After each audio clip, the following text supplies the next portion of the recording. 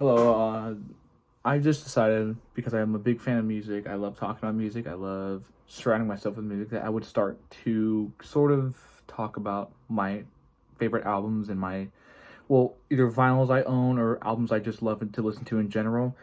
And so I love just talking about music and telling people about my favorite music. And I figured that for a beginner starter, I would talk about one of my favorite albums from one of my favorite hardcore punk bands of the 80s, Black Flag, My War.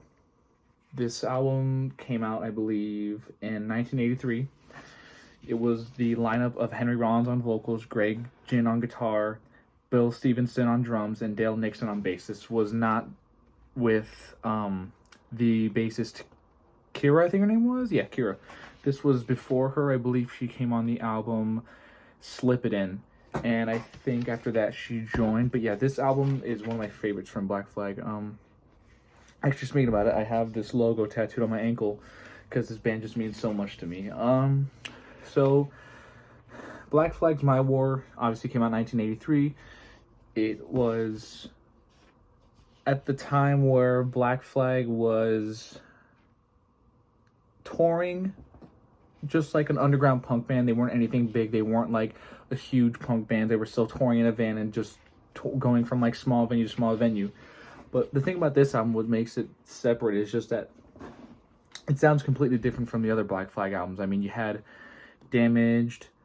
I think, if I'm correct, this is the second or third album with Henry Rollins. And so it was just different in terms of attitude and the sound and everything. Because, in my personal opinion, and I don't know if anybody else would share this with me, but I consider this a very sort of beginning of emo because of the lyrical aspect that is put into these songs, where you have songs like Three Nights where the lyrics in that are pretty much he's putting his emotion into it and like his heart into it. So you have that song. I mean, I would say this whole album is just like a huge, like big, like kind of like a prelude into emo, because before if I'm correct, I should probably do more research before I say this, but I think around this time emo was still sort of evolving from the hardcore scene. So I believe that this was one of the only like emotional albums, not so much emo, because I think emo got, in my personal opinion, I think it got misinterpreted throughout the years. And then in 2000, it was about singing about your girlfriend and how she broke your heart and all this stuff. But back then, when this kind of emo, in my personal opinion, again, I'm going to keep saying that because it's my personal opinion, I think that, it might not be true, but I think that this album really shaped what emo is, and that Henry Rollins was like one of the first guys who was like, shredded with the muscles and the tattoos all over, and he was being expressive and, not afraid to let his emotions out, which in the 80s was a big thing because a lot of men back in the 80s were like seen to be these big, strong guys who work out on stage and they're not supposed to show emotions. But Henry Rollins definitely showed his emotions with this album. And I love it because,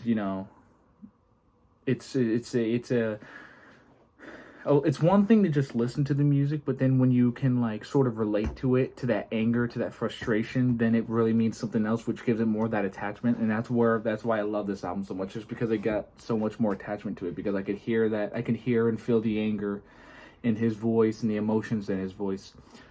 And this album really takes you through a person who's going through a rough time. I mean, he wasn't writing this album because he was happy. He was writing this album, he was going through some stuff. And, obviously as a punk band starting out in the 80s, living in Los Angeles, it was very rough for bands to come out of the LA scene and try to make it big. So, I mean, they weren't the richest band, definitely not the richest band, but Henry Rollins was definitely getting out what he wanted to say. And I mean, I know a lot of people who are Black Flag fans will say that Henry Rollins wasn't the best vocalist, and to each their own, but I personally like him because he was the one who stayed the longest.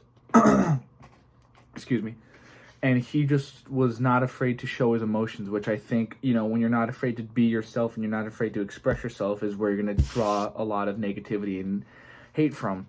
So I think a lot of the reasons why people don't like him is because of the fact that he was never afraid to be how he is and express himself how he was, which was a big inspiration for me when I was growing up and still growing as only 20 years old, still trying to find, you know, my voice and still trying to find my way through life. And, you know, just as a journey through life, it still helps me. This record still helps me to this day.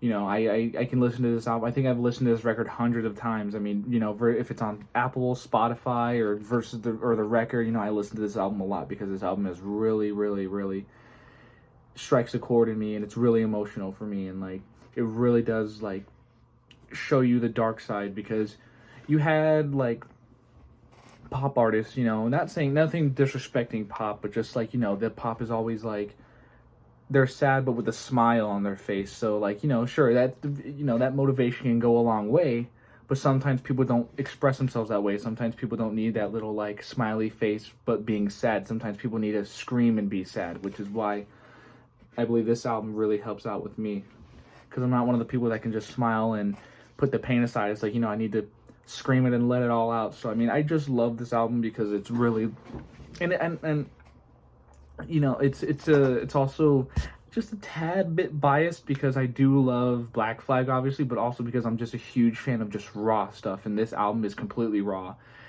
And it's interesting because as a musician, you know, obviously as my guitarist, I'm a musician, and knowing my guitar gear and knowing the guitar sound, you know, this album is very interesting because a lot of it, they were going from punk rock, which is like fast, in your face, you know, loud, obnoxious, to kind of like fuzzy sounding guitars. Like if you listen to how the guitar sounds in this, you know, Three Nights, it sounds like a sort of like a prelude into like the stoner rock, like stoner doom stuff, because of that guitar tone where it sounds like that big bassy fuzz. And it's just interesting to hear a punk band use that kind of guitar tone but still make it work. And that's what's interesting to me, is that Greg Ginn used that tone and still made it punk rock, which is what interests me as a guitarist, because it's like I'm always looking for new things with my guitar, and he was able to do that, which is very interesting. And